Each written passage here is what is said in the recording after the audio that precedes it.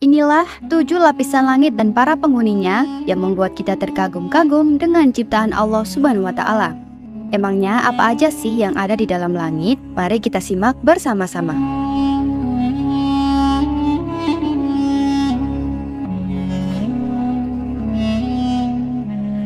Di video kali ini kita akan mengupas tentang 7 lapisan langit beserta para penghuninya. Pernah nggak sih kalian membayangkan menjelajahi langit yang tak terbatas? Langit itu sangat luas, berlapis-lapis dan nggak terbatas. Penciptaan 7 lapisan langit ini telah diterangkan secara jelas dalam Al-Quran. Beberapa ayat yang menjelaskan fenomena tersebut, yang menciptakan 7 langit berlapis-lapis. Tidak akan kamu lihat sesuatu yang tidak seimbang pada ciptaan Tuhan yang Maha Pengasih. Maka lihatlah sekali lagi, adakah kamu lihat sesuatu yang cacat? Quran Surat Al-Mulk ayat 3. Dalam surat Al-Mulk ayat 3 itu menerangkan jika Allah telah menciptakan langit secara bertingkat. Tidak ada tiang penyangga dan tali temali yang mengikatnya. Tiap langit akan menempati ruangan yang telah ditentukan baginya. Tiap-tiap langit juga akan berjalan mengikuti garis edar yang telah ditentukan baginya. Hal itu telah dijelaskan dalam Quran yang berbunyi, Dia menciptakan langit tanpa tiang sebagaimana kamu melihatnya. Quran Surat Luqman ayat 10. Sebagian ulama tafsir telah mengartikan jika kata 7 langit diterjemahkan sebagai galaksi-galaksi yang terdapat di luar angkasa yang jumlahnya tak terhitung. Sungguh besar ciptaan Allah Subhanahu wa Ta'ala, Tuhan yang tiada tandingannya. Dan di tiap-tiap lapisan langit ini, dari lapisan langit pertama hingga lapisan langit ke-7 memiliki karakteristik yang berbeda-beda dan memiliki penghuni yang begitu banyak. Jadi, saya akan membawa kalian semua untuk menyelami misteri 7 lapisan langit yang tak hanya memukau mata, tapi juga menggugah jiwa. Kita akan terbang melintasi lapisan demi lapisan, menemukan rahasia yang tersimpan sejak zaman Nabi Muhammad SAW dalam perjalanan Isra Mi'rajnya yang super dahsyat, sebuah mukjizat yang Allah berikan kepada manusia pilihannya yang mampu menembus tiap-tiap lapisan langit, perjalanan yang istimewa bertemu dengan makhluk-makhluk penghuni langit. Dari pertemuan dengan para nabi di setiap langit, hingga dialog dengan Maha Pencipta di Sidratul Muntaha. Peristiwa Isra Mi'raj tercatat dalam Al-Quran yang berbunyi, Maha Suci Allah yang telah memperjalankan hambanya pada suatu malam dari Al-Masjidil Haram ke Al-Masjidil Aqsa yang telah kami berkahi sekelilingnya agar kami perlihatkan kepadanya sebagian tanda-tanda kebesaran kami. Sesungguhnya Dia adalah Maha Mendengar lagi Maha Melihat. Quran Surat Al-Isra ayat 1. 7 lapisan langit yang akan kita temukan melalui kisah Rasulullah bertemu para penghuni langit melalui sumber dari Al-Quran dan hadis. Jadi siapkan diri kalian untuk ekspedisi yang akan mengubah cara pandang kita tentang alam semesta. Sebelum kita mulai petualangan spiritual yang akan membawa kita lebih dekat dengan penciptaan langit yang megah ini, alangkah baiknya buat teman-teman doyan cerita untuk tekan tombol like, komen, dan subscribe agar kami lebih semangat lagi untuk merangkum dan membawakan info yang unik dan menarik untuk kalian semua. Langit pertama. Dari para sahabat Rasulullah SAW, banyak yang meriwayatkan hadis terkait Isra Mi'raj. Mereka adalah Anas bin Malik, Abu Dzar, Malik bin Sya'sya'ah, Ibnu Abbas, Jabir, Abu Hurairah, dan Ubay bin Ka'ab. Selain itu, masih ada Buraidah ibnul Husayb al-Aslami, Huzaifah ibnul Yaman, Syaddad bin Aus, Syuhaib, Abdurrahman bin Qurrat, Ibnu Umar, Ibnu Mas'ud, Ali, dan Umar. Salah satunya juga hadis yang menceritakan tentang perjalanan Isra Mi'raj, perjalanan Rasulullah di tiap-tiap lapisan langit, yakni dari Anas bin Malik. Di langit lapisan pertama ini dinamakan dengan langit dunia karena dekat dengan bumi. Bentuk dari langit ini terbuat dari emas dan kuncinya dari cahaya. Penghuni langit pertama ini tentu saja ada para malaikat. Malaikat pada langit pertama ini bertugas menyeleksi amal perbuatan manusia dari pergunjingan. Jika amal yang naik terdapat unsur ghibah, maka akan dikembalikan ke pemiliknya. Malaikat yang bertugas menjaga pintu langit pertama adalah Malaikat Ridwan. Beliau adalah malaikat yang sangat dihormati dalam Islam dan dikenal sebagai penjaga surga. Malaikat Ridwan memiliki peran penting dalam menjaga pintu langit pertama dan pintu surga. Pada langit pertama ini, Rasulullah disambut hangat dan gembira oleh penduduk langit pertama. Penghuni di langit pertama ini yakni Nabi Adam alaihissalam serta ruh-ruh manusia lainnya. Rasulullah bertemu Nabi Adam alaihissalam di langit pertama dengan bentuk dan postur sebagaimana Allah menciptakannya. Nabi Adam memberikan salam dan doa kepada Rasulullah. Dari Imam Bukhari meriwayatkan, saat Rasulullah bertemu Nabi Adam, Rasulullah melihat di samping kanan dan kiri Nabi Adam alaihissalam ada kumpulan banyak manusia. Saat melihat ke kanan, Nabi Adam alaihissalam tertawa, dan saat melihat ke kiri, Nabi Adam alaihissalam menangis. Rasulullah SAW bertanya kepada Jibril, "Wahai Jibril, siapa dia?"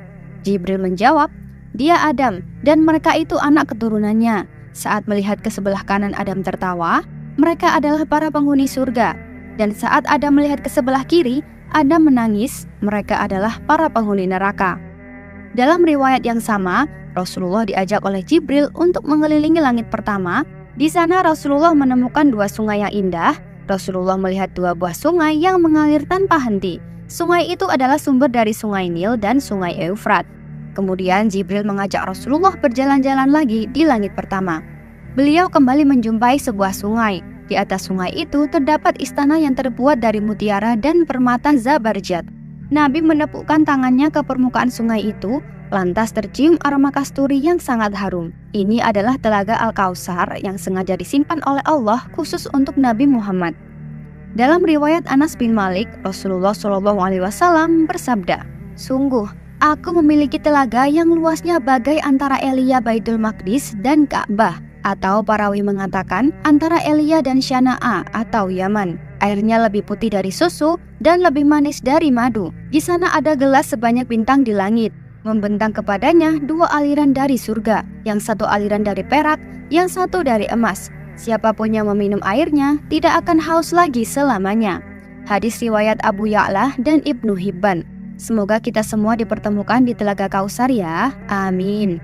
Terus, yang mungkin jadi pertanyaan kita semua, apakah di langit pertama ini yang biasa kita lewati memakai pesawat udara tembus ke awan, terus ada burung-burung terbang? Tentu saja dalam konsep Islam, yang sering kita lewati bukan lapisan langit pertama, melainkan lapisan awan. Awan yang berlapis-lapis, yakni termasuk pada troposfer, sebuah lapisan awan yang dimana udara masih bisa kita hirup udaranya, sedangkan yang paling tinggi adalah eksosfer, yang termasuk dalam jenis dari lapisan atmosfer dari bumi kita. Langit kedua. Lapisan langit kedua ini disebut dengan ma'un yang terbuat dari besi atau marmer putih. Penjaganya bernama Malaikat Rubail yang menyeleksi amal perbuatan manusia dari rasa paling mulia. Saat Rasulullah naik ke langit kedua, seperti sebelumnya, Rasulullah dan Jibril disambut kedatangan oleh penghuni langit. Di langit ini beliau berjumpa dengan dua nabi, yakni Nabi Isa bin Maryam dan Nabi Yahya bin Zakaria. Keduanya hampir serupa dari segi baju dan gaya rambutnya, masing-masing duduk bersama umatnya. Nabi Muhammad SAW menyifati Nabi Isa bahwa dia berpostur sedang, warna kulitnya putih kemerah-merahan, rambutnya lepas terurai seakan-akan baru keluar dari hammam atau tempat mandi karena kebersihan tubuhnya. Nabi bersalam kepada keduanya dan dijawab salam beliau disertai sambutan. Langit ketiga. Kemudian Rasulullah melanjutkan perjalanannya menuju langit ketiga. Pada langit ketiga ini memiliki nama langit Harabut yang terbuat dari tembaga, menurut satu pendapat terbuat dari besi. Penghuni langit ketiga terdapat malaikat Israel. Di langit ketiga inilah Rasulullah bertemu dengan Nabi yang memiliki rupa yang tampan, yakni Nabi Yusuf alaihi salam. Dalam kisahnya, saat Rasulullah tiba di langit ketiga, setelah disambut baik oleh para malaikat, beliau berjumpa dengan Nabi Yusuf bin Yakub. Beliau bersalam kepadanya dan dibalas dengan salam yang sama seperti salamnya Nabi Isa. Rasulullah berkata, "Sungguh dia telah diberikan separuh ketampanan." Dalam riwayat lain, beliau bersabda, "Dialah paling indahnya manusia yang diciptakan Allah. Dia telah mengungguli ketampanan manusia lain, ibarat cahaya bulan purnama mengalahkan cahaya seluruh bintang." Dalam riwayat lainnya, Nabi Yusuf memberikan setengah ketampanannya kepada Rasulullah. Langit keempat. Kemudian Rasulullah melanjutkan perjalanannya menuju langit keempat. Pada langit keempat ini dinamakan dengan langit zahir yang terbuat dari tembaga. Menurut suatu pendapat, ada yang terbuat dari perak. Penghuni langit keempat ada malaikat air mata, yakni malaikat Kasfiyail, serta Nabi Idris alaihissalam. Saat tiba di langit keempat, Rasulullah bertemu Nabi Idris alaihissalam. Nabi Idris menyambut Nabi Muhammad SAW lalu mendoakannya. Dalam kitab Qaswasul Anbiya dijelaskan, saat Rasulullah melintas di depan Nabi Idris berkata, "Selamat datang saudara yang saleh dan Nabi yang saleh." Dalam kitab Qisasul Anbiya mengisahkan bagaimana Nabi Idris bisa naik ke langit keempat. Allah Subhanahu wa taala berfirman, "Dan kami telah mengangkatnya ke martabat yang tinggi." Quran surat Maryam ayat 57. Ayat tersebut menyebutkan bahwa Nabi Idris alaihissalam diangkat ke martabat yang tinggi. Ketinggian martabat Nabi Idris alaihissalam ini telah ditegaskan di dalam kitab Asy-Syalihin, Sahih Bukhari dan Muslim tentang hadis Isra Mi'raj bahwa Rasulullah SAW pernah bertemu dengan Nabi Idris yang berada di langit keempat. Ibnu Abu Nujaih telah meriwayatkan bahwa Nabi Idris diangkat ke langit dan tidak mati. Perihalnya sama dengan pengangkatan Nabi Isa.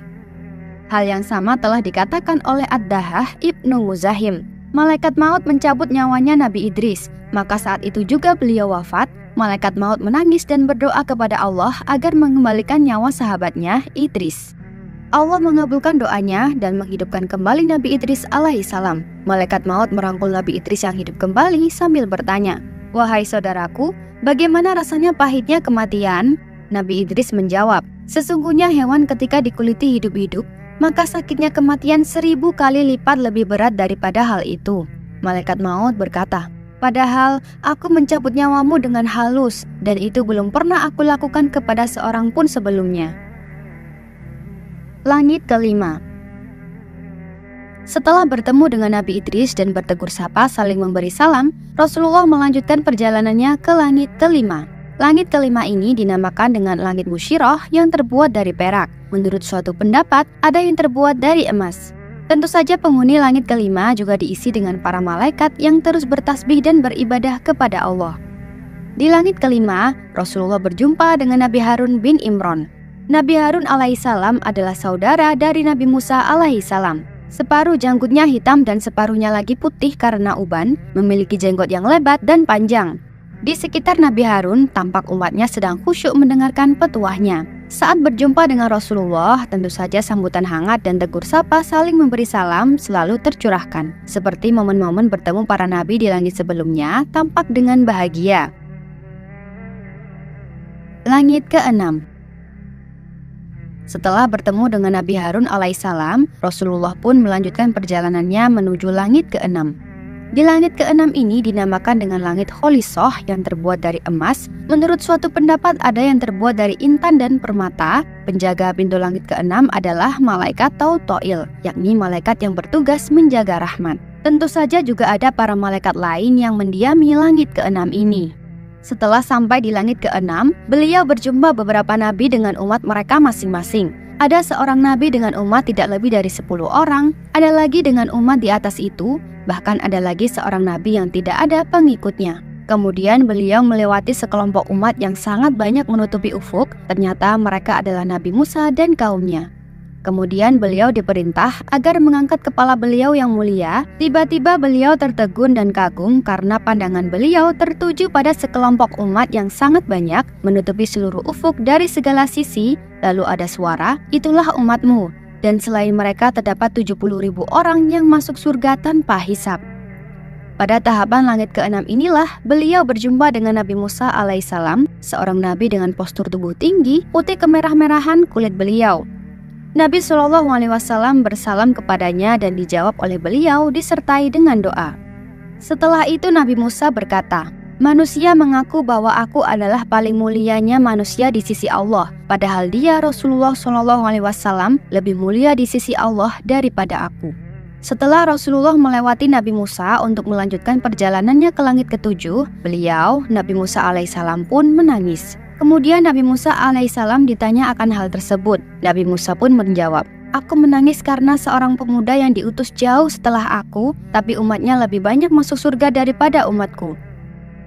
Beruntunglah kita sebagai umat Muhammad. Bagaimana tidak? Umat Muhammad adalah umat yang terakhir, tapi kelak menjadi umat yang pertama yang dipersilahkan memasuki pintu surga." Seperti yang tertuang dalam hadis Nabi SAW, Rasulullah bersabda, "Kita adalah yang terakhir masanya di dunia, tetapi yang pertama di hari kiamat, kitalah yang akan masuk surga terlebih dahulu." Hadis riwayat Muslim. Lapisan langit ketujuh. Di langit ketujuh ini dinamakan dengan langit Labiyah yang terbuat dari yakut merah. Yakut atau sering kita sebut batu rubi adalah batu permata berwarna merah yang dapat bervariasi antara merah muda hingga merah darah dan merupakan salah satu jenis dari mineral korundum atau aluminium oksida. Amal yang naik ke langit ketujuh ini bagaikan sepasang pengantin yang berbahagia yang diiringi oleh 300 malaikat. Penghuni langit ketujuh dihuni oleh banyak para malaikat yang senantiasa bertasbih dan beribadah kepada Allah Subhanahu wa Ta'ala. Kemudian Rasulullah SAW memasuki langit ketujuh. Di sana beliau berjumpa Nabi Ibrahim alaihissalam sedang duduk di atas kursi dari emas di sisi pintu surga sambil menyandarkan punggungnya pada Baitul Makmur. Di sekitarnya berkumpul umatnya. Setelah Rasulullah bersalam dan dijawab dengan salam dan doa serta sambutan yang baik, Nabi Ibrahim berpesan, "Perintahkanlah umatmu untuk banyak menanam tanaman surga. Sungguh tanah surga sangat baik dan sangat luas." Rasulullah bertanya, "Apakah tanaman surga itu?" Nabi Ibrahim menjawab, "Zikir la haula wala quwata illa billahil aliyyil azim." Dalam riwayat lain beliau berkata, "Sampaikan salamku kepada umatmu. Beritakanlah kepada mereka bahwa surga sungguh sangat indah tanahnya, tawar airnya, dan tanaman surgawi adalah subhanallah walhamdulillah wala ilaha illallah wallahu akbar." Kemudian Rasulullah diangkat sampai ke Sidratul Muntaha, sebuah pohon amat besar sehingga seorang penunggang kuda yang cepat tidak akan mampu untuk mengelilingi bayangan di bawahnya sekalipun memakan waktu 70 tahun. Dari bawahnya memancar sungai air yang tidak berubah bau, rasa dan warnanya, sungai susu yang putih bersih, serta sungai madu yang jernih, penuh dengan hiasan permata zamrud dan sebagainya sehingga tidak seorang pun mampu melukiskan keindahannya. Ibnu Katsir mengatakan sanad hadis ini jayyid lagi kuat.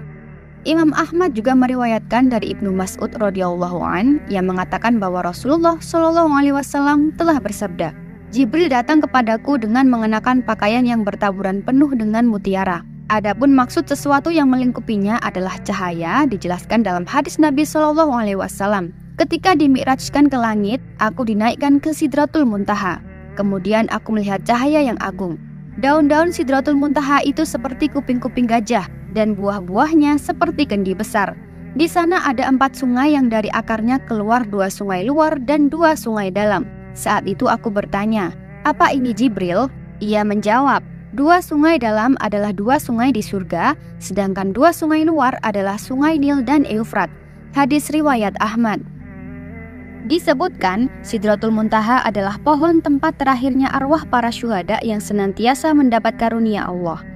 Pohon tersebut berada di atas langit ketujuh, di sebelah kanan Arasy, dengan daun-daun seperti kuping-kuping gajah, buah-buahnya seperti kendi besar, dahan-dahannya berupa mutiara, yakut, dan zabarjat.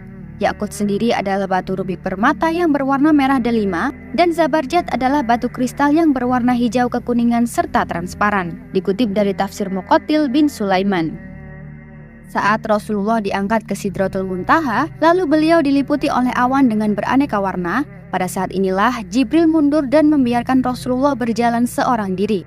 Karena Jibril tahu hanya beliaulah yang mampu untuk melakukan hal ini, berjumpa dengan Allah Subhanahu wa Ta'ala. Setelah berada di tempat yang ditentukan oleh Allah, tempat yang tidak seorang makhluk pun diizinkan berdiri di sana, tempat yang tidak seorang pun makhluk mampu mencapainya, beliau melihatnya dengan mata beliau yang mulia. Saat itu beliau langsung bersujud di hadapan Allah Subhanahu wa Ta'ala. Rasulullah berdialog dengan Allah Subhanahu wa Ta'ala. Nabi bersabda, "Ya Allah, Engkau telah menjadikan Ibrahim sebagai khalil kawan dekat. Engkau mengajak bicara Musa. Engkau berikan Daud kerajaan dan kekuasaan yang besar. Engkau berikan Sulaiman kerajaan agung, lalu ditundukkan kepadanya jin, manusia dan setan serta angin. Engkau ajarkan Isa at-Taurat dan Injil, dan engkau jadikan dia dapat mengobati orang yang buta dan belang, serta menghidupkan orang mati." Kemudian Allah berfirman, "Sungguh aku telah menjadikanmu sebagai kekasihku." Dalam Sahih Imam Muslim diriwayatkan dari sahabat Anas bin Malik bahwa Rasulullah bersabda, "Kemudian Allah mewajibkan kepadaku dan umat 50 salat sehari semalam, lalu aku turun kepada Musa di langit ke-6, lalu dia bertanya, 'Apa yang telah Allah wajibkan kepada umatmu?' Aku menjawab, 50 salat. Musa berkata, 'Kembalilah kepada Rabb-Mu dan mintalah keringanan, sebab umatmu tidak akan mampu untuk melakukannya.' Maka aku kembali kepada Allah agar diringankan untuk umatku. Lalu diringankan 50 sholat jadi 45 sholat. Lalu aku turun kembali kepada Musa, tapi Musa berkata, "Sungguh, umatmu tidak akan mampu melakukannya, maka mintalah sekali lagi keringanan kepada Allah." Maka aku kembali lagi kepada Allah, dan demikianlah terus aku kembali kepada Musa dan kepada Allah sampai akhirnya Allah berfirman, "Wahai Muhammad, itu adalah kewajiban 5 sholat sehari semalam. Setiap satu sholat seperti dilipat gandakan menjadi 10, maka jadilah 50 sholat." Maka aku beritahukan hal ini kepada Musa, namun tetap dia berkata, "Kembalilah kepada Rabb-mu agar minta keringanan." Maka aku katakan kepadanya, "Aku telah berkali-kali kembali kepadanya, sampai aku malu kepadanya." Hadis riwayat Muslim. Setelah Rasulullah menerima perintah ini, maka beliau turun sampai akhirnya menaiki buruk kembali ke kota Mekah Al-Mukarramah, sedang saat itu masih belum tiba fajar. Pagi harinya beliau memberitahukan mukjizat yang agung ini kepada umatnya, maka sebagian besar di antara mereka mendustakan, bahkan mengatakan Nabi telah gila dan tukang sihir. Saat itu, umat pertama yang membenarkan dan mempercayai beliau adalah Sayyidina Abu Bakar, maka pantaslah beliau bergelar As-Siddiq. Bahkan tidak sedikit di antara mereka yang tadinya beriman kembali murtad keluar dari syariat.